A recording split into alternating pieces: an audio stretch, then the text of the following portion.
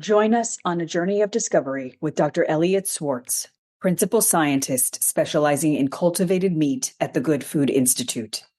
With experience spearheading projects across food safety, environmental impact, and the cultivated meat value chain, Elliot offers diverse perspectives that enrich our discussion on cultivated meat and seafood. Explore the current state of animal agriculture, what we mean by cultivated meat, how it differs from conventional meat, and the profound benefits of replacing conventional meat with cultivated alternatives for consumers, manufacturers, animals, and the planet.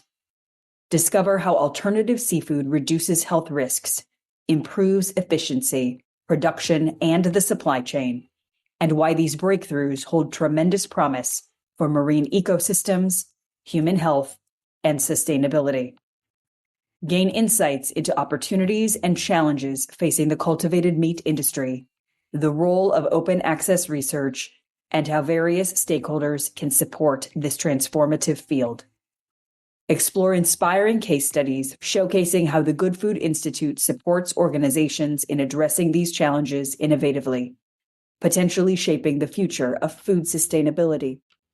Learn how the safety of cultivated meat and seafood products is determined, current regulatory pathways and safety considerations, opportunities for improvement and progress, significant regulatory breakthroughs from 2023, and anticipated progress for this year. Listen now to discover the current global landscape of cultivated meat and seafood, opportunities to learn more and get involved, and critical steps we can take to support sustainability, benefiting our planet, our health, and the health and welfare of animals worldwide, all from a renowned expert on cultivated meat and seafood and an innovative organization.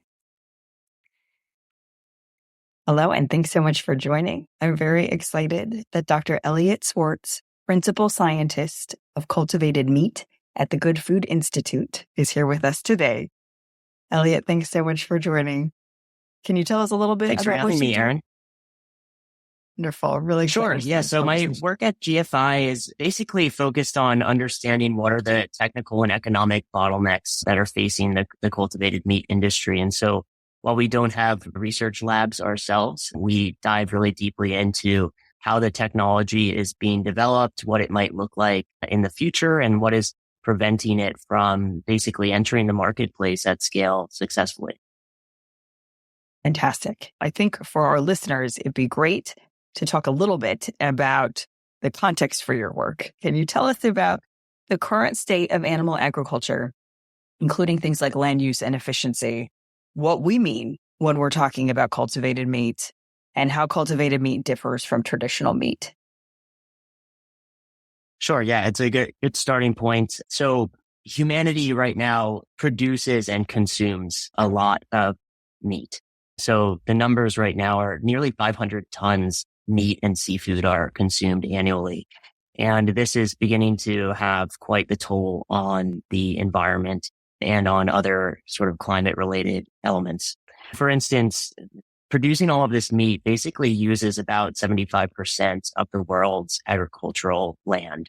However, that only yields about 18% of the protein that humanity consumes, as well as 37% of the calories. This also has the consequence that it's a leading cause of deforestation, especially in the tropics. It's a leading cause of biodiversity loss. And it's also a large contributor to eutrophication, which leads to dead zones in oceans at the mouths of rivers all around the world. In terms of efficiencies, this is really what the problem is. And so if you think about efficiency, we grow a lot of crops to feed to animals and then eat those animals. And in the process, you're losing a lot of energy. So for instance, when you take chicken as an example, which is generally considered to be the most efficient form of meat production, it takes about 9 calories of feed to get 1 calorie back. And so that's similar to basically having, 10 bowls of spaghetti on your table and throwing 9 of them away before just eating the one. If you look at cultivated meat, the whole idea conceptually is that we can remove the animal from the equation and still get the meat that we want. And so cultivated meat is genuine animal meat that is grown from the cells of animals but without the need for animal slaughter. So at a high level, the process basically works by taking a small sample from an animal. It could be their muscle tissue or their fat tissue.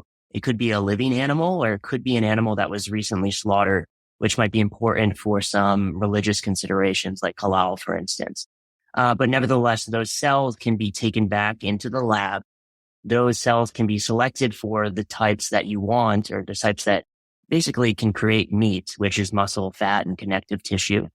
And then those cells are fed a nutrient mix that's essentially what your cells in your body need to survive. So things like glucose and amino acids and vitamins and minerals.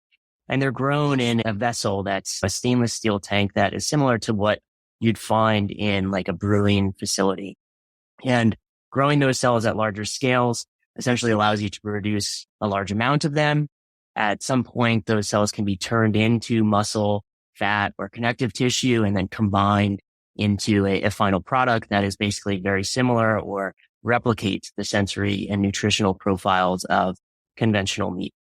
And just a little bit more in terms of what we know about these processes right now, it's estimated that from an efficiency standpoint, which again is the underpinning of why we want to sort of transition into a new way of producing meat, is that if you look at it from a caloric perspective, it's estimated that about 3 to 4 calories would be needed to put into a cultivated meat process to get 1 calorie back. So that's between 2 and 3 times more efficient than chicken. Of course, this needs to be, I think, verified at scale, but that's how some of the early estimations break out. And finally, there's numerous environmental benefits that could be as a consequence of this efficiency as well. So I want to make sure we've unpacked a number of important things that you just mentioned. And please correct me if I am mischaracterizing anything you just said. But essentially, when we look at the current state of animal agriculture, when we're thinking about what this looks like, what this all entails, why we're talking about cultivated meat at all, a huge part of it has to do with the resources that go into creating what we see as a meat product, and essentially the tremendous amount of feed, land that can lead to deforestation and other environmental concerns, as well as the other elements essentially that come to bringing a whole animal to the time and state of slaughter, and then slaughtering that animal and offering that product on the market, as opposed to cultivated meat, where we're essentially starting with cells from an animal. And we can go into some questions later in terms of what that process looks like. But essentially, working from cells allows this process to be much more efficient from a production perspective, but also allows us to avoid many of these challenges when we're talking about the environment and sustainability, particularly deforestation, when we're talking about the sheer amount of time, space, land, all of the efforts that are required to bring animals to that time frame of slaughter, and also has animal welfare benefits when we think specifically about the slaughter experience as opposed to cultivating cells directly and growing those cells. Am I hearing you right so far? Yeah, absolutely. So I think just to go into a little bit more detail in terms of why, I think, and we at the Good Food Institute think that these sorts of technologies are necessary, is essentially that people have known about animal agriculture's basically environmental impact and animal welfare issues for a long time, but convincing people to go vegan or vegetarian just hasn't really been taking off. The numbers are generally the same as they were several decades ago. And so we think that by giving people the meat that they know and love without having to make a large behavioral change has the highest likelihood of success in actually driving adoption of meat production method that it has much less of an environmental and animal welfare toll.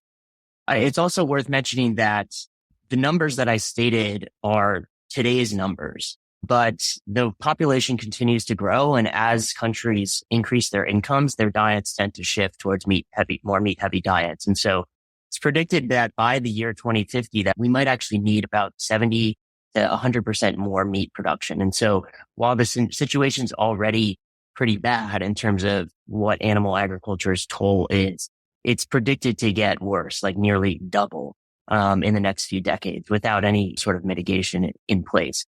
And so it's basically scientific consensus at this point that if we don't mitigate animal agriculture, if we just do business as usual, then even if you stopped literally every fossil fuel from being produced and burned today, then you'd still run far above the Paris Climate Agreement of 1.5 degrees Celsius. And so we really need solutions that can be scalable and that have a chance of being adopted broadly by the human population. So I'll just reiterate that in terms of like the urgency of the situation at play. And yeah, in terms of what you were saying with respect to efficiency, I think what people need to understand is that with cultivated meat, you're growing just the cells that you want to consume. There's no, unless you want to have a bone, you don't need the bone, you don't need the hair, you don't need the organs. You don't have the animal basically living its life and burning all this fuel or this energy. You're just putting in what you need, what those cells need to grow, and you're having minimal energy loss in terms of heat along the way. And so that's really conceptually what underlies cultivated meat. And it stands on the shoulders of stem cell biology and other technologies that have been developed over the past few decades, where now we feel that it's gotten to a point where, hey, we can start to maybe scale this up significantly and use it not just for human medicinal or regenerative medicine purposes, but actually for food production as well. Thank you for clarifying that. And so in hearing this additional detail, I think number one, it's clear that manufacturers and those in the industry stand to benefit in terms of a streamlined operational process, in terms of being able to devote resources to the product. And while this may require substantial investment up front, that there are plenty of benefits in terms of simplifying that process from start to finish, in terms of being able to focus directly on the cultivated meat itself. Certainly in terms of the sustainability and planetary benefits, both in terms of addressing the issues you've mentioned and also recognizing that demand for meat is only predicted to increase. And with population growth, these problems today become even more urgent and of a greater magnitude as we think about the next decade, and certainly in terms of the animals involved. Can you talk a little bit more about the consumer side? I think this is a particularly interesting area. And when we think about the potential benefits, as you mentioned, really focusing on continuing to give people the products that they love, and recognize that this is different than the products that are on the market today from a variety of lenses. I would love to hear your thoughts a little bit more in terms of what are the benefits for consumers? Yeah, so I'll just start by saying in terms of what consumers like, just placing the development of this technology right now on a timeline, I think it's important for people to realize that it's still early days in the development of cultivated meat. For example, the first product was approved in Singapore in 2020. And then last year, there were 2 products approved in the United States. And at the beginning of this year, 2024, there was 1 product that was approved in Israel, but is not yet on sale. And so there are several other products that are waiting in line in the United States and Singapore, but suffice to say, it's not very accessible right now. And it's likely that will remain true for the next few years. And so we're still learning about what these products are going to look like. But in general, this is, as mentioned before, real animal meat. And so the sort of compositional or nutritional analysis tends to be very similar to conventional animal meat. So people that eat meat for different nutritional reasons, that is expected to be very similar. Of course, there might be some differences in terms of, let's say, vitamin B12, which is found in the guts of animals, but those things can be easily added in terms of fortification if needed. For the consumer themselves, I think it's going to be interesting. Right now, plant-based meat products, the goal with plant-based meat products is to basically biomimic meat using plant ingredients. And that has proven to be pretty challenging. There are some companies that have gotten pretty close, like Impossible Foods, that have this heme ingredient that gives it a more sort of bloody or meaty aroma. And those tend to score fairly close on sensory panel tests with actual conventional meat. But for the most part, plant-based meat products are still struggling in terms of taste and other sort of sensory components for the consumer.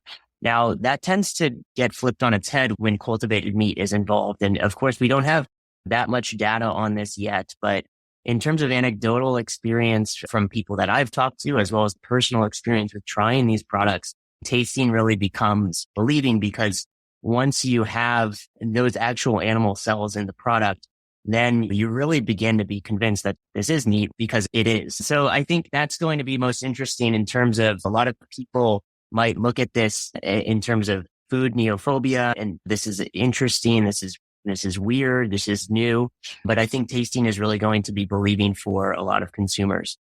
In terms of the products that we can expect, generally from a complexity standpoint, it's easier to create a chicken nugget and a sausage compared to a steak. And so we expect that these sort of unstructured products are going to be predominant in the early stages throughout this decade, at least. We also expect that from a cost perspective, which is really one of the limiting factors right now is cost and scale, that in order to get costs down to things that are tolerable for the average consumer, that we're probably going to have to blend these cultivated animal cells with other plant-based ingredients. And so similar to how electric vehicles came onto the marketplace where battery costs were very high, prevented access for electric vehicles to the average consumer. So hybrid cars were invented where you blend the battery with existing fossil fuel powered engines. And so we expect that these, what we call hybrid products, where you have blends of cultivated meat and plant-based proteins in there, are going to be the predominant type of product that enters the market.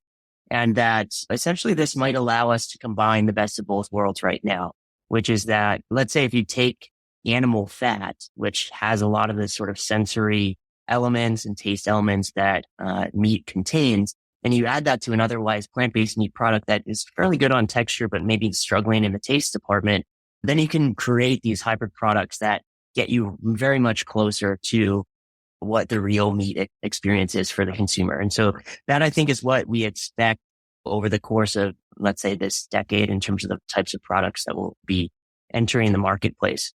Now, in terms of benefits for the consumers themselves, I think this is going to be interesting to track, because I think right now talking about replacing meat is really, I think, far away, because the scales at which this is going to be produced, it's, like I said, millions of metric tons. That none of that infrastructure really exists right now. And so it's going to be a slow ramp up over time. So I think it's important not to state that this is like a silver bullet type of solution. But over time, if this does begin to substitute in the diets, I think for conventional meat for consumers, then I think it could play a really important role in mitigating a lot of things related to climate change, and environmental impact of conventional meat production, other environmental damage, water pollution, air pollution, etc. Things like antibiotic resistance and zoonotic disease. So we spend about 3/4 of the world's antibiotics feeding to animals right now instead of humans, and that's becoming a larger driver of antibiotic resistance. Cultivated meat can be produced entirely without antibiotics.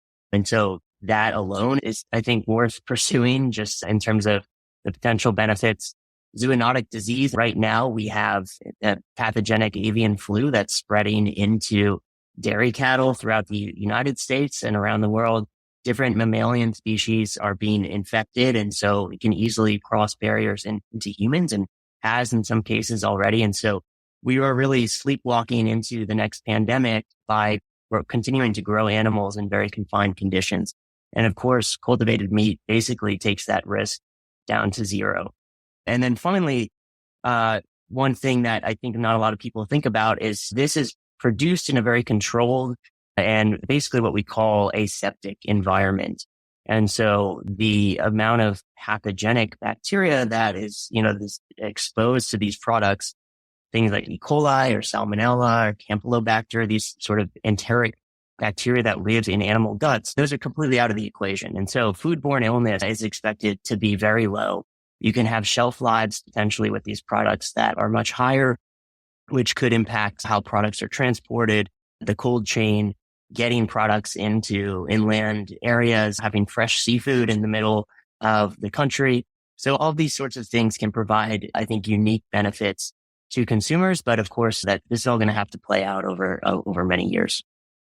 Thank you for sharing that. I want to highlight a few things that you mentioned, particularly from the lens of thinking. We talked a lot about the greater good type benefits of cultivated meat, whether we're thinking about the planet, whether we're thinking about forest, whether we're thinking about sustainability, whether we're thinking about animals, and certainly the industry. When it comes to the consumer lens, always want to make sure we're asking the question, what's in it for the consumer? And I think there are a few really important things that you mentioned, even if none of the things we've talked about so far resonate with a particular person. And one of those is that there are major antibiotic concerns when it comes to the current state of the industry. And this takes those out of the equation. The second is that availability increases, right? So you mentioned that there may be products like cultivated seafood, which we'll talk about in just a moment, that could be available in parts of the country or the world that wouldn't otherwise be available through this approach. And then certainly thinking about the production process is you're removing a lot of the concerns from a health perspective, from a sanitation perspective, when we think about the process of growing and having an animal in a shared environment with other animals, and then a traditional meat product as compared to the process involved with cultivated meat. So we're taking out disease risk and we're taking out other concerns because we can ensure a clean environment. And we'll certainly talk about other factors when it comes to approvals for the human side, but wanted to at least highlight a few of those key benefits from that very individual kind of what's in it for me lens to make sure we're looking at each layer of this conversation. Yeah. And I think I'm not an expert in nutrition and things like that, but it gets brought up a lot. And basically there's people that say, okay, meat is a very nutritionally dense food. That's a good thing. And then there are people that say some meat, especially red meats and processed meats, are linked to cancer, and consuming too much of them, which is what we do in a lot of Western societies, especially in the United States for sure, that's problematic. And so the question is, what does that look like for cultivated meat? I think the first generation of products basically are intended to match the nutritional profile as much as possible. But with cultivated meat, again, because you have so much of control over the production process, there's possibilities that you can actually improve the nutritional profiles of these products and remove some of the quote unquote bad things that might be in meat. Just some examples of that might be you can potentially, based on the nutrients that you feed the cells, then tune the nutritional property of the end product. And so maybe having omega-3 fatty acids in an actual beef burger, for instance, lowering the saturated fat quantities of certain products, and or removing allergens from the products as well. So those things are all, I think, on the table for future generations of the product. And I think from a consumer standpoint, I think the most important thing is just, it's not expected that you're going to have to make a sacrifice. I think that is the biggest potential with this product, because right now, the alternatives that are on the marketplace, of course, those are going to improve. But right now, as it currently stands, you're basically paying more for something that tastes to a lot of people not as good. And so the uptakes of these products are just, it's a slow go. And so we need more innovation to happen, which we expect certainly will occur and can occur. But cultivated meat, I think just from a starting point, allows you to be at a level that is at or very close to the real thing from a quality sort of taste sensory perspective. And I think another thing, we mentioned a lot of these sort of meta benefits of getting rid of the conventional system has all of these maybe knock-on domino effects, the things that we don't necessarily think about too much. And I would just say another one of those is just air quality. If you live next to a large pork production facility or a feedlot, the air quality there is just horrendous. In a lot of poor, underserved communities, especially in the United States, that's where they get the short end of the stick and have to deal with that and the health consequences of that. Air pollution should be reduced quite substantially in a cultivated meat facility. And so you can have these facilities, next door and probably not care too much about it. And you can have these facilities in rural areas, or you can also have them in urban areas as well. I think that changes the sort of dynamic of how we think about food production as well. Absolutely agree.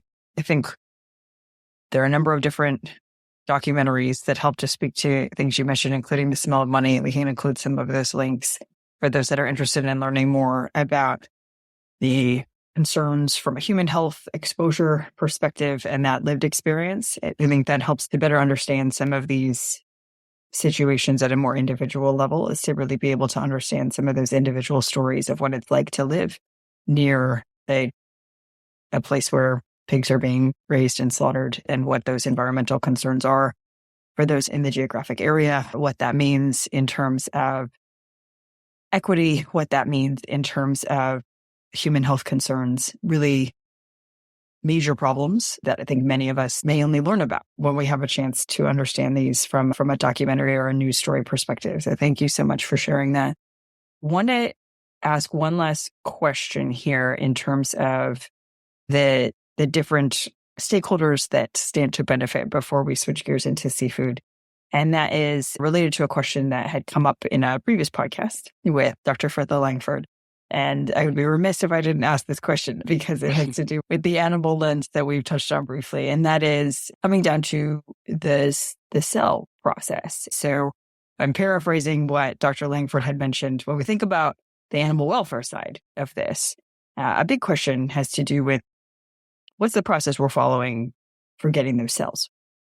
And that would naturally look different if we're taking cells from a live animal as opposed to taking cells from an animal that's no longer living.